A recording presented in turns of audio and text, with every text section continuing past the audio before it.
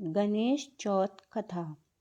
एक बार महादेव जी पार्वती सहित नर्मदा के तट पर गए। वहां एक सुंदर स्थान पर पार्वती जी ने महादेव जी के साथ चौपड़ खेलने की इच्छा व्यक्त की। तब शिव जी ने कहा, हमारी हार जीत का साक्षी कौन होगा?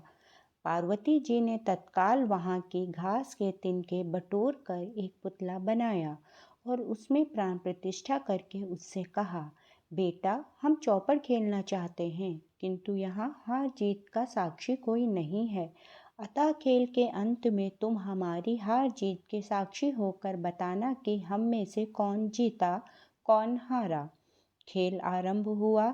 देव योग से तीनों बार पार्वती जी ही जीती।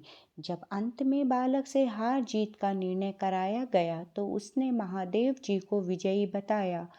परिणामतः पार्वती जी ने क्रुद्ध होकर उसे एक पांव से लंगड़ा होने और वहां के कीचड़ में पड़ा रहकर दुख भोगने का शाप दे दिया। बालक ने विनम्रता पूर्वक कहा, माँ, मुझसे अज्ञानवश ऐसा हो गया। मैंने किसी कुटिलता या द्वेष के कारण ऐसा नहीं किया। मुझे क्षमा करें तथा शाप से मुक्ति का उपाय बताएं। तब ममता रूपी माँ को उस पर दया आ गई और वे बोली, यहाँ नाग कन्याएं गणेश पूजन करने आएंगी। उनके उपदेश से तुम गणेश व्रत करके मुझे प्राप्त करोगे। इतना कहकर वे कैलाश पर्वत चली गईं। एक वर्ष बाद वहां श्रावण में नाग कन्याएं गणेश पूजन के लिए आईं। नाग कन्याओं ने गणेश व्रत करके उस बालक को भी व्रत की विधि बताई। तत्पश्चात बालक ने 12 दिन तक श्री गणेश जी का व्रत किया।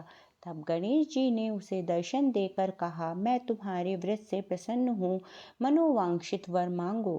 बालक बोला, भगवान, मेरे पाँव में इतनी शक्ति दे दो कि मैं कैलाश पर्वत पर अपने माता पिता के पास पहुंच सकूं और वे मुझ पर प्रसन्न हो जाएं। गणेश जी तथास्तु कहकर अंतर्ध्यान हो गए। बालक भगवान शिव के चरणों में पहुंच गया। शिव जी ने उससे वहां तक पहुंचने के साधन के बारे में पूछा। तब बालक ने सारी कथा शिव जी को सुना दी। उधर उसी दिन से अप्रसन्न होकर पार्वती जी भी शिव जी से विमुख हो गई थी।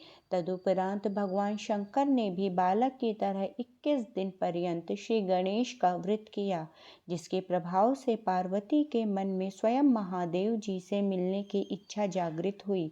वे शीघ्र ही कैलाश पर्वत पर आ पहुंची। वहां पहुंचकर पार्वती जी ने शिव जी से पूछा, भगवान, आपने ऐसा कौन सा उपाय किया जिसके फलस्वरूप मैं आपके पास भागी भागी आ गई हूँ? शिव जी ने गणेश व्रत का इतिहास उनसे कह दिया। तब पार्वती जी ने अपने पुत्र कार्तिकेय से मिलने की इच्छा से 21 दिन पर्यंत 21-21 की संख्या में दूर्वा, पुष्प तथा लड्डुओं से गणेश जी का पूजन किया। 21वें दिन कार्तिकेय स्वयं ही पार्वती जी से आ मिले।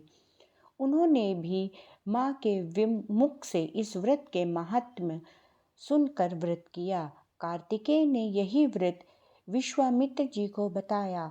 विश्वामित्र जी ने व्रत करके गणेश जी से जन्म से मुक्त होकर ब्रह्म ऋषि होने का वर मांगा।